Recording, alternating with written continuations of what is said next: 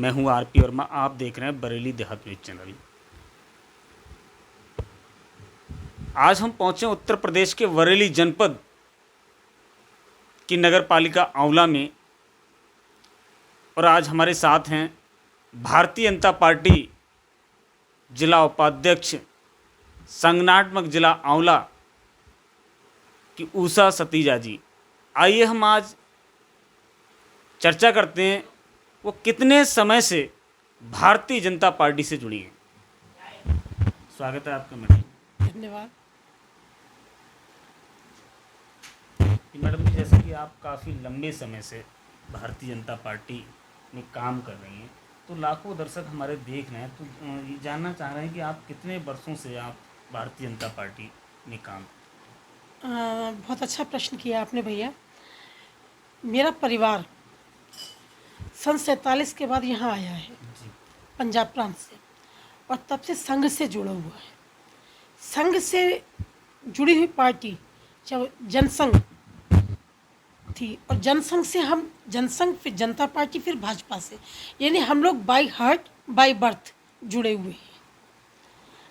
भले ही वो इमरजेंसी का दौर रहा या उससे पहले रहा, कितनी भी कठिनाइयाँ आई, लेकिन पार्टी से में हम बाई बर्थ और बाई हार्ट जुड़े हुए हैं। जैसा कि नगर पालिका चुनाव जैसे जैसे नज़दीक आ रहे हैं, और आपने पहले भी अपना जो आप देखिए बहुत सारे बैनर्स आपने लगाए भाजपा संभावित प्रत्याशी के तौर पर, तो आप चुनाव नगर पालिका का चुनाव क्यों लड़ना चाहते हैं? भैया सच बात है ये कि हर एक के मन में ये आता है कि मैं चुनाव क्यों लड़ना चाहती हूँ। देखिए, मेरी कतई कभी भी इच्छा नहीं हुई, भी इतने पुराने हम हैं, और कभी टिकट लेने की इच्छा ही नहीं हुई। लेकिन जब महिला सीट आई और पिछले चुनाव से थोड़ा ऐसा लगा कि कहीं ना कहीं ऐसा प्रत्याशी भी आना चाहिए जो सिर्फ पैसों के लिए नहीं, सेवा के लिए भी चुनाव लड़े। जी। तो मैं वास्तव में अपने नगर की सेवा करना चाहती हूँ, और अब तक मैंने की भी है। जितना मैं कर सकती थी, उतना जितना मुझे अधिकार था मैंने किया। और अब मैं चाहती हूँ कि जब नगर पालिका में महिला सीट आ ही रही है, और तो मुझे मेरा अधिकार भी है और मिलनी भी चाहिए। मैं वास्तव में जनता की सेवा करने के लिए और आंवला के विकास के लिए मैं चुनाव लड़ना चाहती हूँ। जैसा कि मैडम आप भारतीय जनता पार्टी के टिकट पर अगर आप चुनाव लड़ती, पार्टी आपको टिकट देती, आप चेयरमैन बनती हैं, तो आंवला में आप क्या बदलाव लाएंगी? कौन कौन से आपके एजेंडे होंगे कि अभी तक इस एजेंडे पे काम नहीं हुआ है? देखिए, विकास मैं ये नहीं कहती कि नहीं हुआ है। जो भी चेयरमैन आते हैं या विधायक होते हैं, अपने अपने क्षेत्र में हर कोई विकास करता है। सबका सिर्फ दृष्टिकोण अलग होता है कि किसी ने कैसा किया, किसी ने कैसा। मुझे जनता से पूछकर कि यहाँ जो कमियाँ हैं, जो चीज़ लग रही है कि जनता को लग रहा है कि जो चीज़ यहाँ नहीं है आंवला में और उस और विकास होना चाहिए, मैं वही कराऊँ। और हमारा चौथा आपसे प्रश्न है, शिक्षा क्षेत्र में आप क्या बदलाव लाना हाँ, चाहते ये बहुत अच्छी बात की आपने। मैं चूँकि खुद शिक्षक हूँ, मैंने लगभग 13-14 साल की उम्र में ही मैंने एक शिक्षक का पद ग्रहण किया था। मैंने 12th करने के बाद ही सरस्वती विद्या मंदिर, आर्य समाज मंदिर में चलता था, उसी समय से मैंने अपनी शिक्षक के पद पर रही मैं। और अब मैं यही चाहूँगी कि अपने जो सबसे पहले सरकारी विद्यालय हैं, जी देखिए प्राइवेट विद्यालय तो हर कोई अपना मेंटेन रखता है, जी।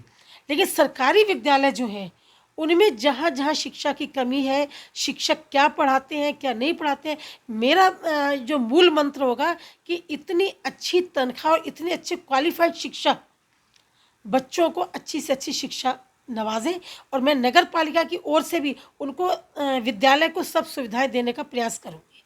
और जैसा कि आप काफ़ी लंबे समय से शिक्षा क्षेत्र में आपने कार्य किया, आप शिक्षण कार्य भी किया है, और कई विद्यालयों में आपने प्रिंसिपल के पद पर भी कार्य किया है, तो क्या हमारे लाखों दर्शक देख रहे हैं, शिक्षा के क्षेत्र में जो आपने कार्य किया उसको भी बताएं। शिक्षा जो है एक वो लॉ है, जैसे हम कहते हैं ना दिया जल रहा है, दिया नहीं जलता, वास्तव में बत्ती और तेल जलता है। ऐसी शिक्षा में हमने शिक्षक जलता है, और छात्र जलता है, तब कहीं जाके छात्र जो है शिक्षा प्राप्त करता है। मुझे ध्यान आता है कि जब मैंने ये शिक्षा अपनी आरंभ की थी, तो उस समय मैं पढ़कर, क्योंकि मेरा फर्स्ट चांस था, तो पढ़कर पढ़ाया करती थी। उसके बाद अगले साल मुझे थोड़ा और अच्छा हुआ, फिर और अच्छा हुआ। उसके बाद एक दौर ऐसा आया कि मैं बिना देखे बुक भी नहीं लेती थी, पूछती थी सिर्फ चैप्टर कौन सा है। तो करत करत अभ्यास जड़मत होत सुजान। और शिक्षकों से भी मैं यही चाहूँगी कि वो होमवर्क करके बच्चों को पढ़ाएं, और उसके बाद एक दिन ऐसा ज़रूर आएगा कि छात्र और शिक्षक के बीच की दूरियां कम होंगी। और मैडम, और ये भी बताने की कृपा करें, जैसे आपने किन किन विद्यालयों में अभी तक हाँ, प्रिंसिपल बिल्कुल, पद पर कार्य बिल्कुल, किया है? बिल्कुल। मैंने अपनी जो मैं शिक्षिका के पद पर रही, मैंने सबसे पहले आर्य समाज मंदिर में जो विद्या भारती की ओर से विद्या मंदिर था 6 to 8, उसमें मैं रही। उसके बाद ये विद्या मंदिर भुर्जी टोला शिशु मंदिर विद्या मंदिर पहुंचा, लगभग 12 साल मैं वहाँ रही।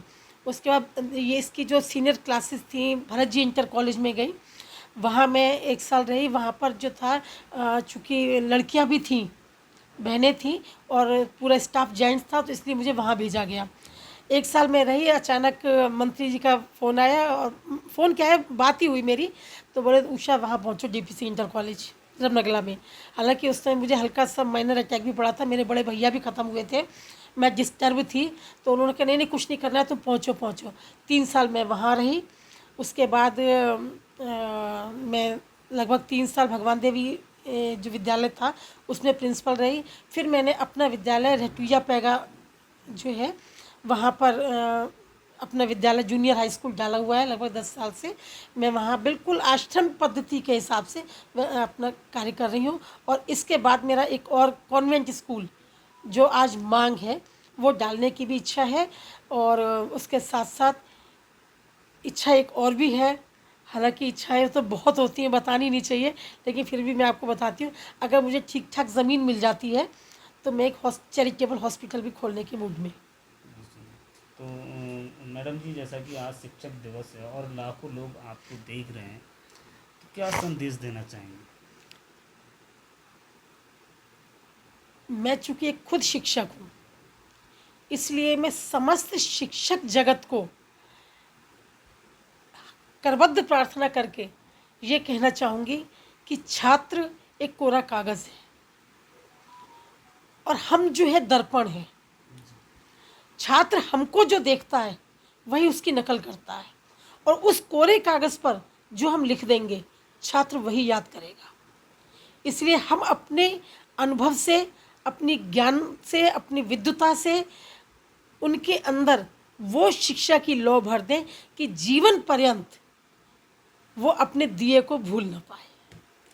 मैडम, जैसा कि लाखों लोग देख रहे हैं और शिक्षक के विषय पर भी बात चल रही, तो लोग जानेंगे कि आपका जो एजुकेशन है उसके बारे में लोगों की बड़ी उत्सुकता रहती होगी, तो उसको भी बताना कृपा नहीं, करें। कोई ऐसी बात नहीं है, कुछ खास नहीं, लेकिन फिर भी मैं, आप पूछ रहे हैं तो मुझे बताना पड़ेगा।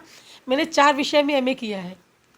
सबसे पहले मैंने इकोनॉमिक्स, ये मेरी जो टीचर थी जीजीआईसी में विजय सक्सेना, वो मेरी प्रेरणा थी।